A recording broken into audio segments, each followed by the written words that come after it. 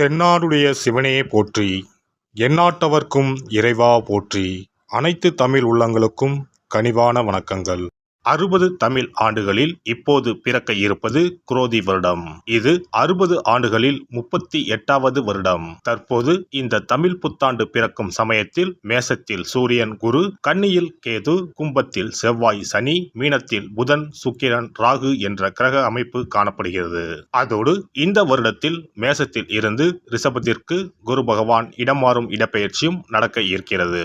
ஆண்டின் துவக்கத்தில் மேசராசியில் சஞ்சரிக்கும் குரு பகவான் மே 1, 2024 முதல் ரிஷபராசிக்கு சென்று கன்னி, விருச்சகம், மகரம் ஆகிய ராசிகளை பார்வையிடுகிறார். வருட கிரகங்களில் அதிக வருடம் ஒரு ராசியில் பயணம் செய்யும் கிரகமான சனி பகவான் 29/3/2025 வரை கும்பராசியில் ஆட்சி பலம் பெறுகிறார். மேசம், சிம்மம், விருச்சகத்தை பார்க்கிறார். அதன் பிறகு மீனராசிக்கு செல்லும் சனி பகவான் ரிஷபம், கன்னி, தனுசு ராசியை பார்வையிடுகிறார். வருடம் முழுவதும் மீனராசியில் ராகுவும் கன்னி ராசியில் கேதுவும் சஞ்சரிக்கிறார்கள். இந்த குரோதி ஆண்டில் மேன்மையான பலன் பெறும் ராசிகள் மேசம், கடகம், கன்னி, விருச்சகம், மகரம். ஒவ்வொரு தமிழ் புத்தாண்டு வருடம் பிறக்கும் போது சூரிய பகவான் தனது உச்ச வீடான மேசத்தில் சஞ்சரிப்பார். ஆனால் இந்த குரோதி வருட புத்தாண்டை சிறப்பிக்கும் வகையில் குருவும் மேசராசியில் நிற்கிறார். இது போன்ற கிரக அமைப்பு 12 ஆண்டுகளுக்கு ஒருமுறை மட்டுமே உருவாகும்.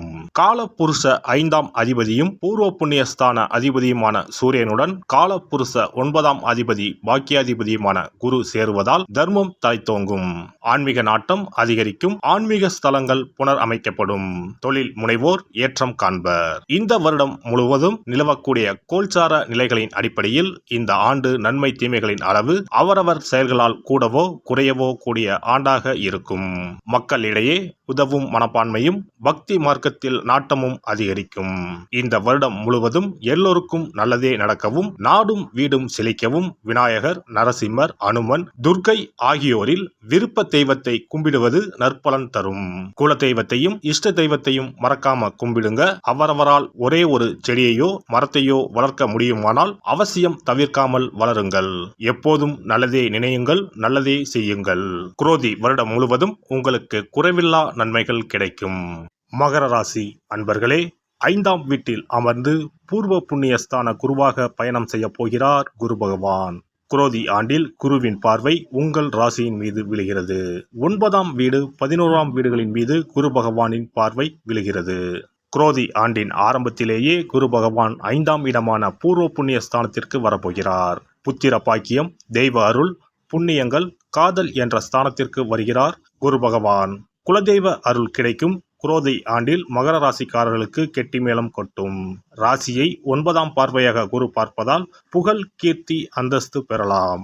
வாடகை வீட்டில் குடியிருப்பவர்கள் புது வீடு கட்டி குடி போகலாம். பாதியிலேயே நின்று போன வீட்டு வேலைகள் பூர்த்தியாகி சுபகாரியம் நடக்கும். பிள்ளைகளால் பெருமைகள் கிடைக்கும். குரு பகவானின் பார்வை உங்கள் ராசிக்கு 9ஆம் வீட்டின் மீது விழுவதால் கும்பிட போன தெய்வம் குறுக்கே வந்தது போல நினைத்த காரியம் எல்லாம் உடனடியாக நிறைவேறும். தடைகளை தாண்டி சுபகாரியம் நடைபெறும். பிள்ளைகள் விருப்பப்படி படிப்பும் அமையும். வசதி வாய்ப்பு பெருகி நிம்மதியான சூழ்நிலை கூடும். எதிர்பார்த்த பதவி உயர்வு, இடமாற்றம், புது வேலைக்கு முயற்சி செய்தவர்களுக்கு வாய்ப்புகள் கைகூடி வரும். திருமணமாகி நீண்ட நாட்களாக புத்திர பாக்கியம் இல்லாதவர்களுக்கு குழந்தை பாக்கியம் கிடைக்கும். லாபஸ்தானமான 11ஆம் பாவத்தின் மீது குரு பார்வை கிடைப்பதால் வழக்குகளில் சாதகமான தீர்ப்பு கிடைக்கும். பூர்வீக சொத்துக்கள் மூலம் அனுகூலம், ஆதாயம் கிடைக்கும். சொத்து விஷயத்தில் கடன்பட்டவர்கள் கடனை அடைத்து நிம்மதி பெருமூச்சு விடலாம். நீங்கள் பார்த்து கொண்டிருக்கும் வேலையை விட்டு வேறு வேலை தேடாதீர்கள். நல்ல வேலை கிடைத்தவுடன் பழைய வேலையை விடுவது சிறப்பு. சனி பகவான் உங்கள் ராசிக்கு அதிபதி. 7.5 சனியில் பாத சனி காலமாகும். இன்னும் ஓராண்டு காலத்திற்கு குடும்பஸ்தானத்தில் சனி இருப்பதால் வாக்கிலும் நாக்கிலும் கவனம் தேவை. பேசும் வார்த்தைகளில் நிதானம் அவசியம். தன வருமானமும் லாபமும் கிடைக்கும். சனியின் பார்வை ராசிக்கு 4ஆம் வீடு, 8ஆம் வீடு, 11ஆம் வீடுகளின் மீது விழுவதால் கஷ்டங்களை எளிதாக கடந்து விடலாம். புது தெம்பு வந்துவிடும். 2025ஆம் ஆண்டு மார்ச் வரைக்கும் சனி பகவான் பாத சனியாக தொடர்வதால் கொஞ்சம் கவனம் தேவை. குரோதி ஆண்டின் இறுதியில் 7.5 சனி முடிவுக்கு வரப்போவதால் தெம்பும் தைரியமும் அதிகரிக்கும். குரோதி ஆண்டு முழுவதும் ராகு 3ஆம் வீட்டிலும் கேது பாக்கியஸ்தானமான 9ஆம் வீட்டிலும் பயணம் செய்கின்றனர். குரோதி ஆண்டு முதல் உங்களுக்கு செழிப்பான வாழ்க்கை அமையும். புது முயற்சிகள் யாவும் வெற்றி பெறும், தேவைகள் பூர்த்தியாகும். உங்களுடைய நீண்டகால கனவுகள், லட்சியங்கள் நிறைவேறும். குடும்பத்தில் நீண்ட நாட்களாக இருந்து வந்த பிரச்சனைகள் தீரும். பாக்கியஸ்தானத்தில் மோட்சத்தை கொடுக்கக்கூடிய கேது பயணம் செய்வதால் இதுவரை தடைபட்டு வந்த காரியங்கள் எல்லாம் இனி தடையில்லாமல் நடைபெறும். மாணவர்களுக்கு படித்த படிப்புக்கு ஏற்ற நல்ல வேலையும் கை நிறைய சம்பளமும் கிடைக்கும். குரோதி ஆண்டில் மகர ராசிக்காரர்களுக்கு அற்புதங்கள் ஏற்பட போகிறது. அனுபவிக்க தயாராகுங்கள். சூரிய வழிபாடு கண்டிப்பாக பின்பற்ற வேண்டும். சூரியனார் கோவில் ஒரு முறை சென்று வரவும். வருட பிறப்பன்று நாம் செய்யும் செயல்கள் அனைத்தும் அந்த வருடம் முழுவதும் நமது வாழ்க்கையை வளப்படுத்தும் என்பது ஐதீகம். அதனால் இந்த பதிவில் தமிழ் புத்தாண்டாகிய சித்திரை முதல் நாள் என்னென்ன செய்ய வேண்டும், என்ன செய்யக்கூடாது என்பதனை பற்றி தெரிந்து கொள்ளலாம். தமிழ் மாதத்தின் முதல் மாதமான சித்திரையில் தமிழ் புத்தாண்டு தொடங்குகிறது. மா, பலா, வாழை ஆகிய முக்கணிகள், வெற்றிலை, பாக்கு, நகைகள், நெல் முதலான மங்கள பொருட்கள் கொண்ட தட்டை வழிபாட்டறையில் வைத்து அதை புத்தாண்டு அதிகாலையில் காண்பது புனிதமாக கருதப்படுகின்றது. புத்தாண்டு அன்று அதிகாலையில் நீராடி கோலமிட்டு புத்தாடை அணிந்து கோவிலுக்கு சென்று வழிபடுவது நல்லது. அன்றைய தினம் அறுசுவைகளும் இடம்பெற்றிருக்கும் உணவை படைப்பது முறையாகும். அன்றைய நாளில் இனிப்பு, கசப்பு, உப்பு, காரம், துவர்ப்பு, புளிப்பு ஆகிய 6 சுவைகளும் இருக்குமாறு உணவானது அமைவது சிறப்பு.